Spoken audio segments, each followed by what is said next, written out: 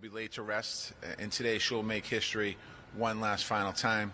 She'll become the first woman and the first Jewish American in history to lie in state at the United States Capitol. Justice Ginsburg spent her life fighting to make our country more fair, more just, and more equitable for all Americans.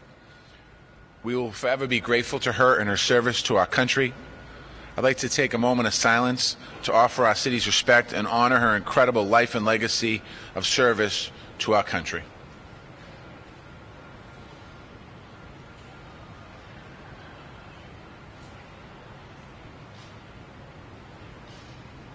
Thank you. I also want to address the latest news about the U.S. Census. A federal judge in California ruled that the 2020 census must be extended through October 31st, as was planned in response to the COVID-19 crisis. As we know, the census was cut short a month and was set to end on September 30th, just 5 days from now. This was a deliberate and blatant attempt by the Trump administration to undercount and underfund diverse communities like our city here in Boston. Boston has been urging the count to return to the timeline back to normal. This decision extends the census is a very crucial victory. Having this additional time can only help ensure a more accurate and complete count as possible. At the same time, we're going to continue to urge every Bostonian to fill out the census as soon as possible. We need everyone in the city to respond. The Boston current response rate is just over 58%. The census is about all of us, all of you sitting at home or wherever you're watching this. Every last person, fighting together for our democracy and standing together for our city. This is why we've been working with every community to get the message out in multiple languages. We've recently sent a mailer to over 300,000 addresses, which tells people what they need to know about how to respond to the census. We've been holding phone banks, we've made over 30,000 phone calls, and we've sent over 18,000 text messages. We've partnered with the Census Bureau, community members and partners, organizations to hold over 200 census assistant events at places like meal sites and farmers markets. We've placed ads, both digital and print, in some of our top ethnic media outlets, and we've been holding census days of action with special outreach programs all across the city. Responding to the census is completely safe to do. Remember, this is about your representation. We're asking you to fill out the census to make sure that the money comes back to our communities in Boston. Quite honestly, your money, your federal taxes. You can go to the website my2020census.gov or call the number 844-330-2020. Either option is available in 13 different languages. If you have already responded, please encourage your friends, your families, and others to fill it out as well. The latest COVID-19 numbers as of yesterday. In Massachusetts, we had 455 new confirmed cases, bringing our total of confirmed cases in Massachusetts to 126,863. There were 15 new deaths yesterday, bringing the total deaths in Massachusetts to 9,150. Also in Boston as of yesterday, 70 new cases, a total of 16,836 cases. One death yesterday, bringing our death total in Boston to 762 Bostonians who have lost their life. Our thoughts and prayers go out to the families who lost their loved ones during this very difficult time, and also to the families of loved ones that are still sick and suffering. Today, I'm going to talk about how we continue to support our residents, our restaurants, and small businesses. I will share how the City of Boston is preparing for the November 3rd elections.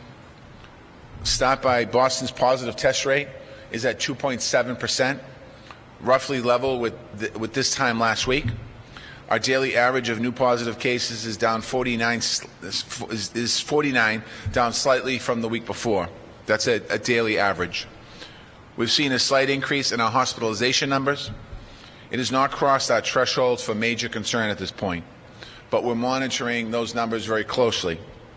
We're bringing resources to the neighborhoods and to the areas in the city where they need it, and we need everyone to remain vigilant with face coverings, hand washing, social distancing, so that we can keep these numbers under control and, more importantly, keep you safe and your family safe.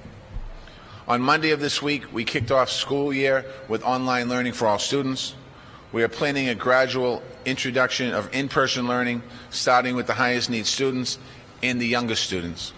We will only move forward with in-person learning if the COVID data says within certain thresholds. We will only hold in-person learning if our positivity test rate is below 4% citywide. Right now, we're at 2.7%. We'll continue to monitor all data collections and closely, and we'll make adjustments as needed, if needed. With our restaurants, we've worked extremely hard in the City of Boston to help our local businesses and restaurants during these very trying, difficult times.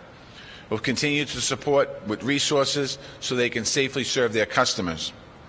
We're keeping the total number of people at any one table right now at 6 people for the time being in the City of Boston, as I announced the other day. Boston is in a different place than many other cities and towns in Massachusetts. We have higher density, and we're continuing to watch the data on a day-to-day basis.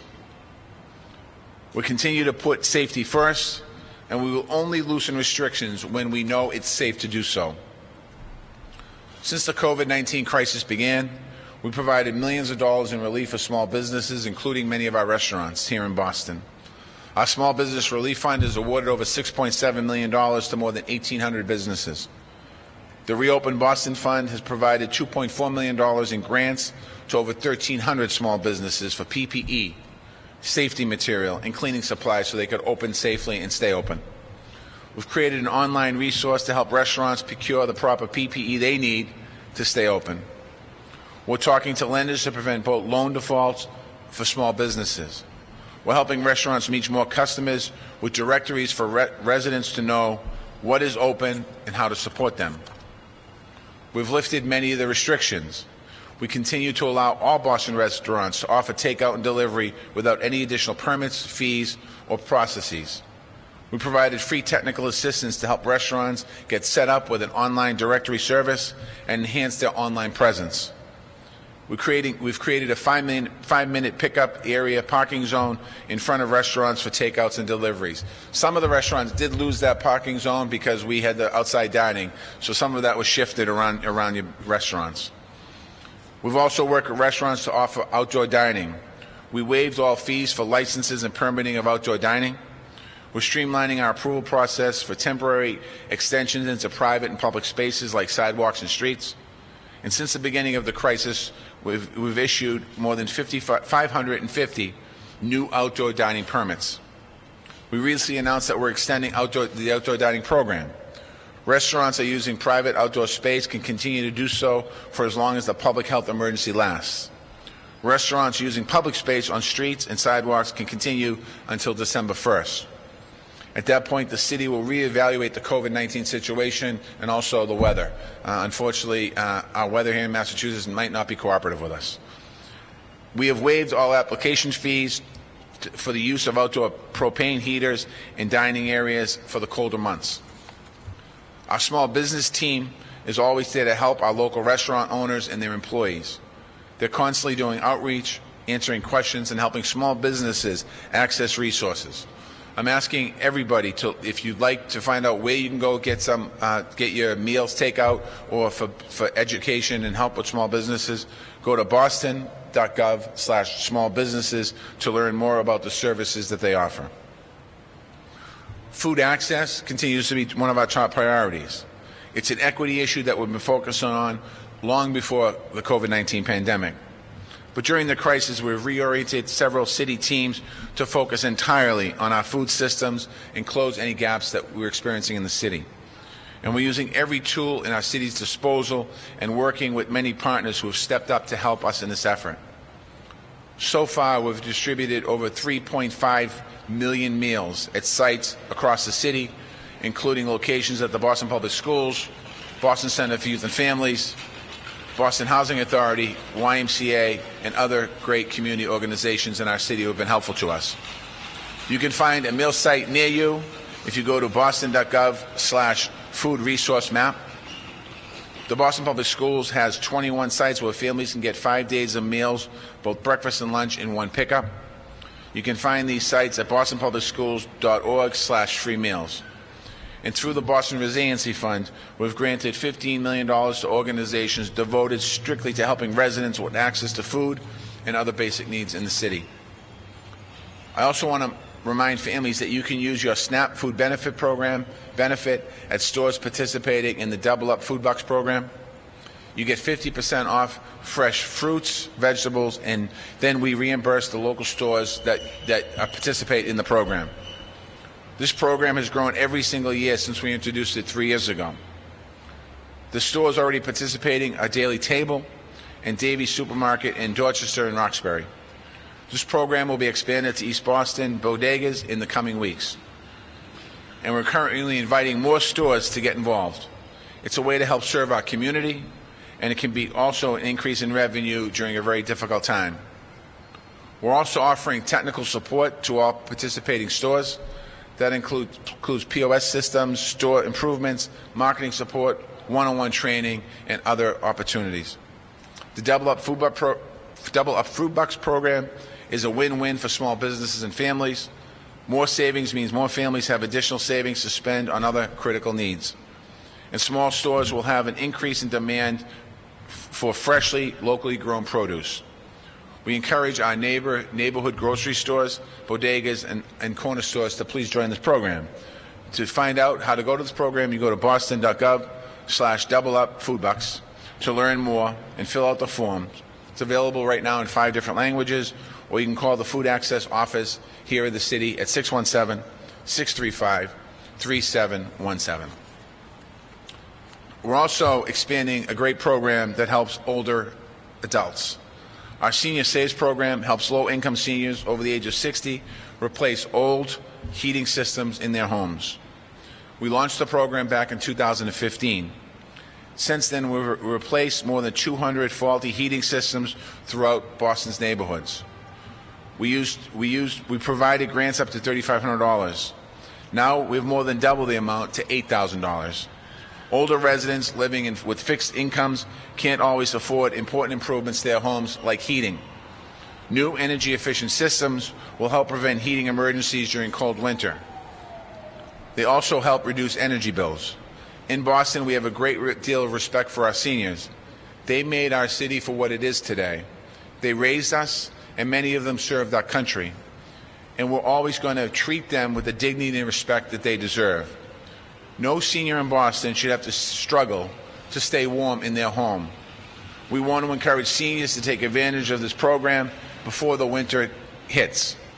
To find out if you qualify, please go to Boston.gov/homecenter.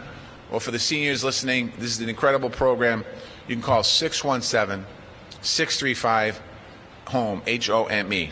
617-635-HOME. Yesterday, the City of Boston Elections Commissioner certified our plan for early vote sites and ballot box drop-offs locations for the November 3rd election. I'm just going to give a brief overview of the plan we have in place. I will talk about this probably several times over the course of the next month.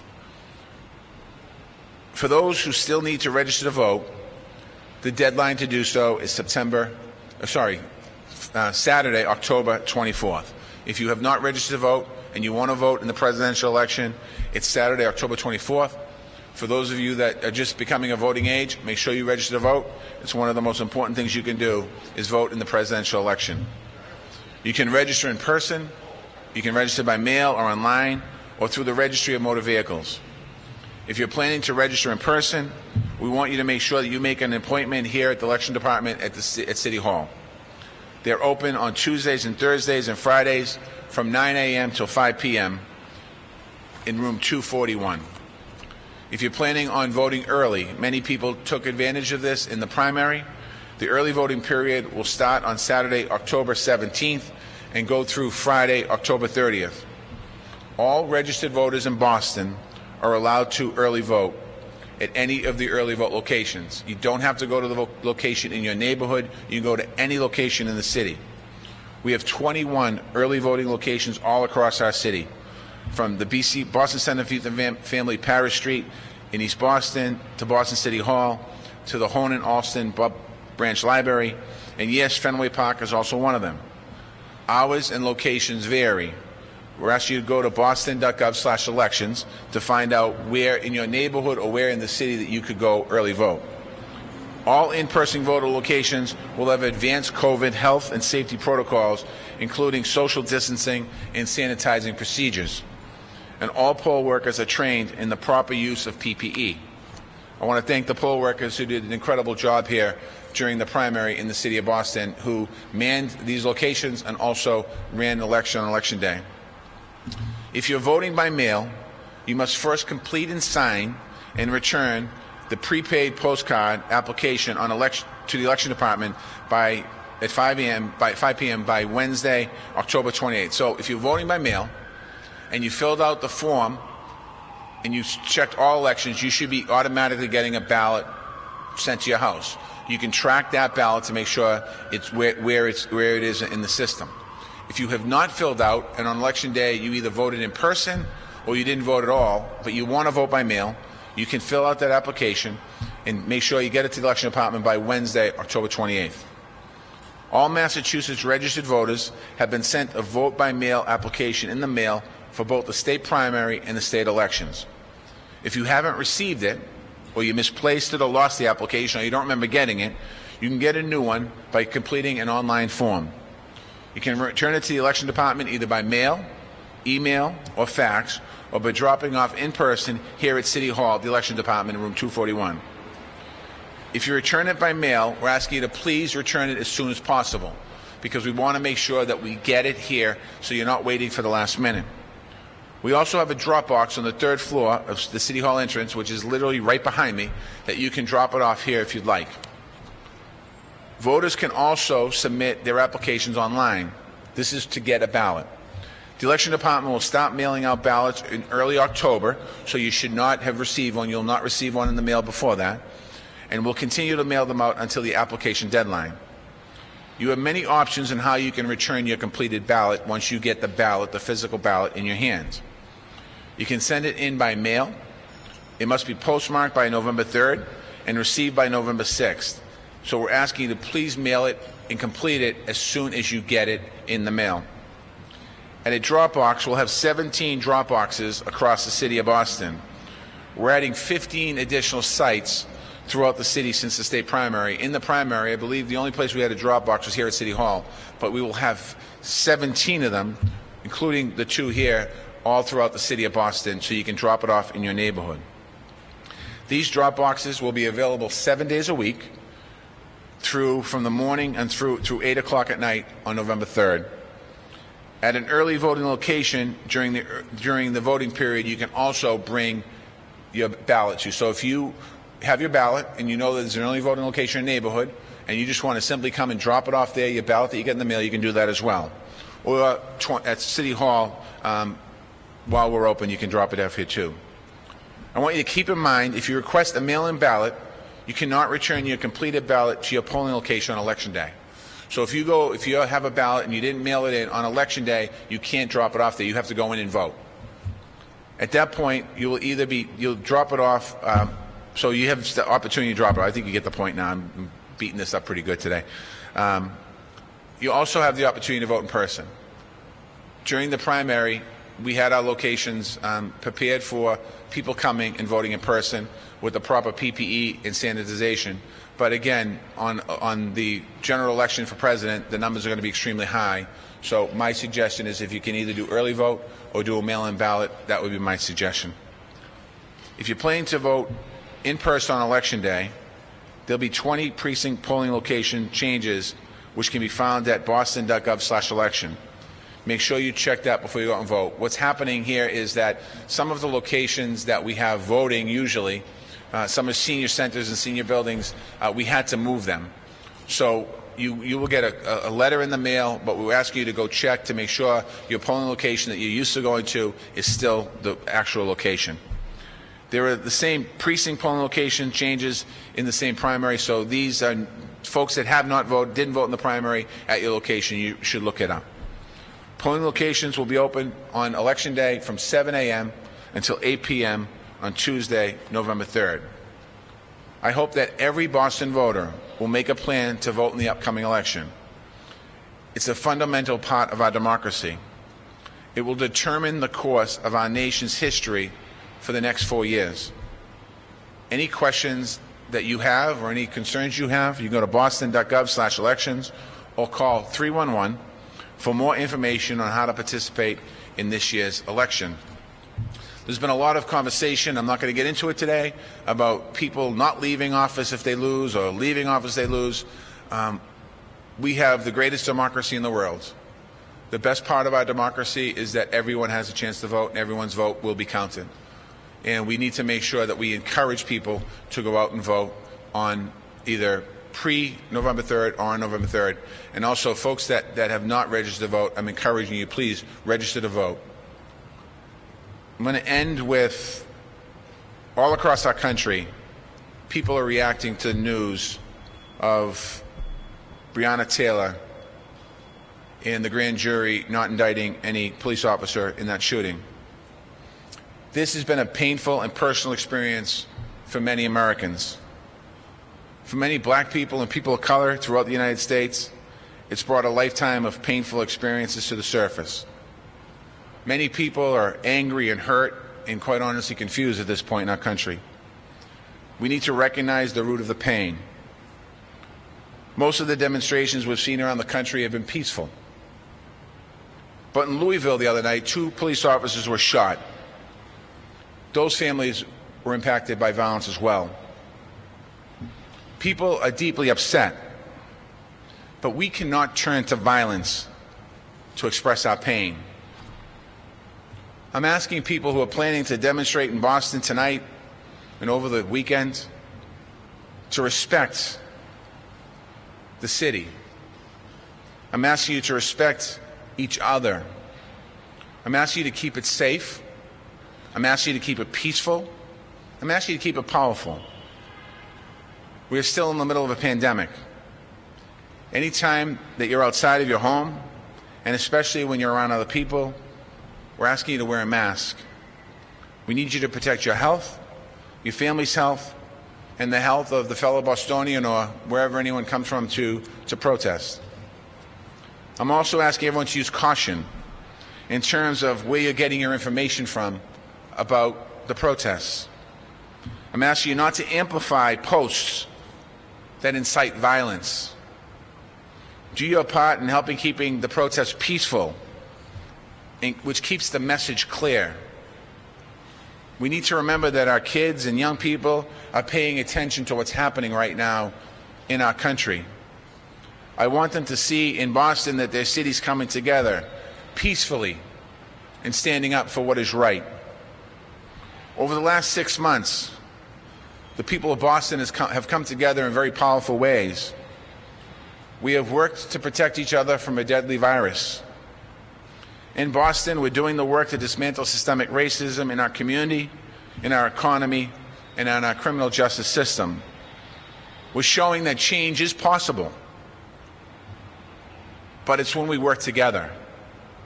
We have shown how powerful we are when we come together for positive change. We need to stay united.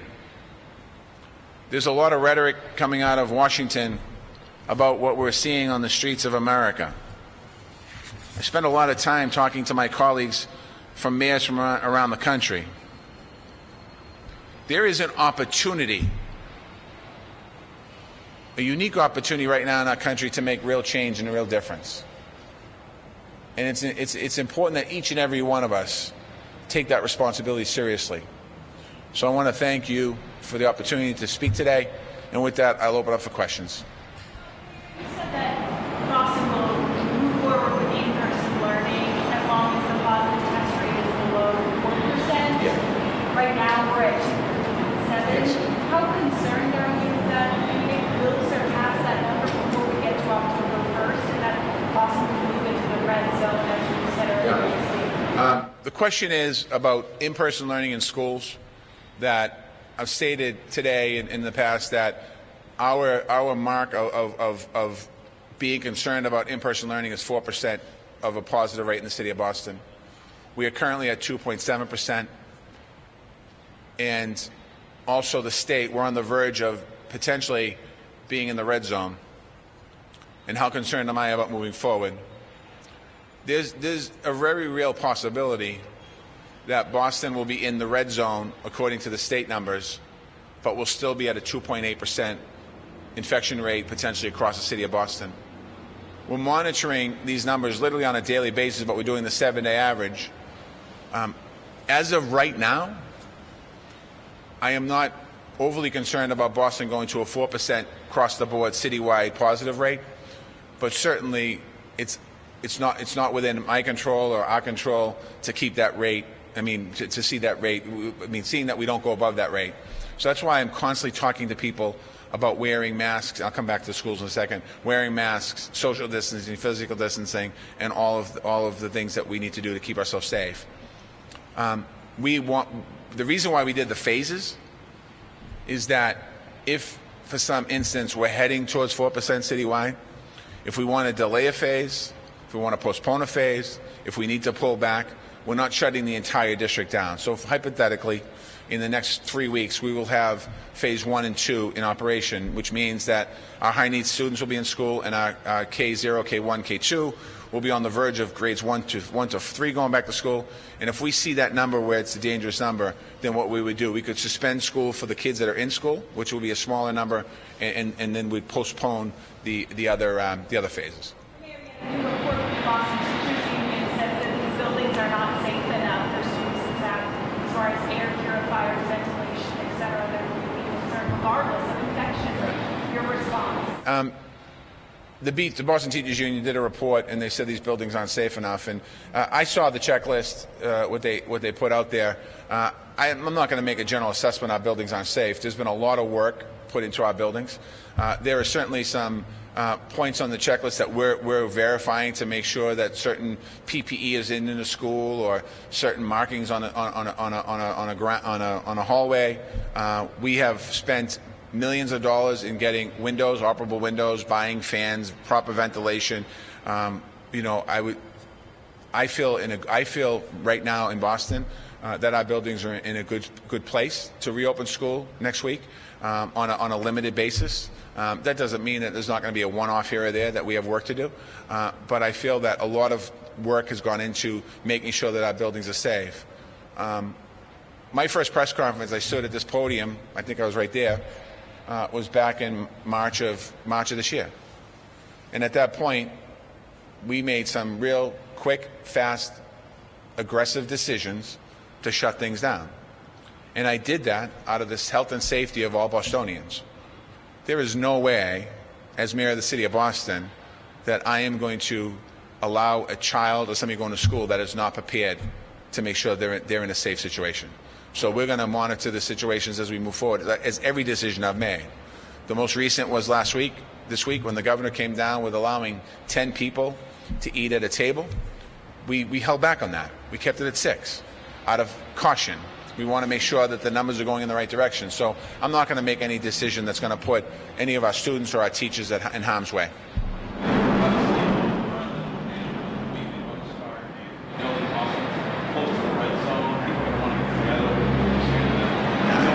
The question is, the weekend's about to start. It's beautiful, beautiful weather. Thank God we have a beautiful week this week. We're going to have 70, 80-degree weather, I think, on Saturday and Sunday. I'm just asking people when you go out to be careful. Again, we're close to the red zone, and that means 8 out of 100,000 people, the number 8 positives out of 100,000. We're at 2.7% infection rate. I'm going to watch that infection rate to say to people, we've been at about 2.7 now for 3 or 4 weeks. I would like to see that number go down from 2.7 down 2.5, 2.4. I don't want to see that number go from 2.7 citywide up to 3 or 4%. So I'm asking people when you go out, if you go to a restaurant, wear a mask, physical distance, social distance. I'm looking out now in City Hall Plaza behind the cameras, and there's 1, 2, 3 people that aren't wearing masks. We need you to wear masks. We need you to keep physical social distancing. We need you to wash your hands. We need you not only are you keeping yourself safe, but you're keeping other people around you safe. You mentioned initial drop-offs across the city, about 7 minutes. Yeah. You mentioned primary. What was learned from how that went? Great question. The question was, in the primary, we had a couple of drop boxes in the city, and what did we learn from the primary to now? I think we learned, in some ways, how to run an election in a different manner.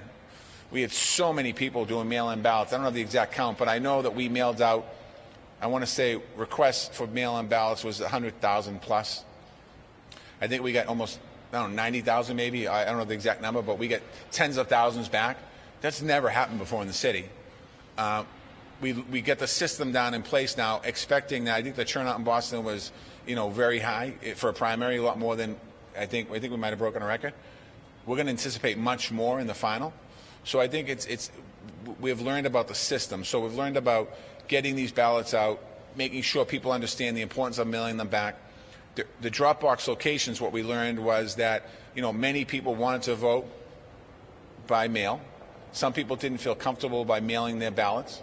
I'm assuming a lot of ballots are still sitting on people's coffee tables, but having drop box locations in neighborhoods will allow them the opportunity to kind of go and drop them off in their neighborhoods. They don't have far to go.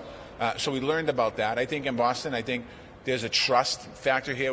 People feel good about the election system, unlike what we're hearing in other places around the country with ballots being discarded, ballots not being mailed out, ballots not being counted. That doesn't happen here in Boston. And quite honestly, shouldn't happen here in Boston and Massachusetts. So I think people should feel confident about the election here in Boston. So we've learned a lot about this new way of quite honestly, getting ballots back. Man, we're going to get your reaction to Suffolk Downs being approved last night. Yeah, Suffolk Downs, if everyone remembers the history of Suffolk Downs, a racetrack that went from a racetrack to being a potential casino. The voters of East Boston in the election 2013, the same year I was elected mayor, voted it down. Then that project, the owners of Suffolk Downs sold the land to a developer. Developer came in and bought it. And last night, the Boston Planning Development Agency supported a project. I think it's one of the, if not the biggest, one of the biggest single largest projects in the history of Boston approved. The benefits and the community input in that and affordable housing has been amazing. Environmental programming and environmental impacts, amazing. It's one of the most thorough community processes we've ever had. So I'm happy that the project got approved. There's a lot of benefits for the community of East Boston. I want to thank the developer for working with the city. I want to thank Councilor Edwards for her work on this and her advocacy on this. Really pushing to get more affordability out of this project. I want to thank Sheila Dillon, Department of Housing Development, for the work they did on the housing piece of it. I want to thank John Greeley and Brian Golden and the entire team at the BPDA for their work. This truly was a collaborative effort where a lot of stakeholders and organizations and people had a lot to say positive about this. There's still some people that would like to see more, and I would obviously, in a perfect world, love to see more affordability in these projects. But sometimes that's not going to work. We don't have a federal partner to help us in housing. We don't have a lot of things that we need to be able to increase numbers in certain ways. I'll come back. The governor activated some National Guardsmen yesterday. Yeah, I think the governor put some. The governor activated about 1,000 National Guards to have them on standby for some of the demonstrations that are planned throughout the Commonwealth, and I'm hoping we don't need them. They're going to be. They'll be around. Andre Campbell announced her bid for mayor next year. And look forward to making an announcement and any way for her. I talked to the council yesterday morning, and I congratulated her and thanked her for the call. We both share a passion for making Boston a great place. She's been a city councilor in this city for 6 years. We work on a lot of different issues together. I look forward to having the conversations about advancing Boston at some point in the future. Right now, honestly, you heard this press conference that this is just a snapshot of the amount of things we're working on. There'll be plenty of time to talk about campaigning and all that stuff. Right now, I'm focused on my job as mayor of the city of Boston. New York are making an announcement. Not right now. New York City's mayor just announced about an hour ago that it's going to be restaurants, space on the streets, aka open restaurants, permanent and year-round. Is that something you would consider doing here in the city? Yeah, the question the New York mayor has made open seating on streets and sidewalks permanent in New York. Would we be willing to do that here in Boston? Quite honestly, New York has had a lot more seating on streets and sidewalks, a lot more than Boston has. And I think we're looking at the situation now on do we make a lot of this permanent? And, we have to have a conversation. I don't want to get myself in trouble with community organizations. Say, what are you doing? But I like the feel of Boston. it just seems like with the outdoor seating, it seems like people like it. Now, we have to look and see what we've done in some areas because of no cars on the streets and less traffic. We've taken away a lot of spaces of parking, and in some cases, I think we took away some driving lanes. That works today. So we have to go back and reevaluate where we could do that. But I love the idea. We're gonna absolutely look at that idea about having a lot more outdoor seating in the city of Boston for not just now, but next year and the years to come. Thank you, everyone. Thanks.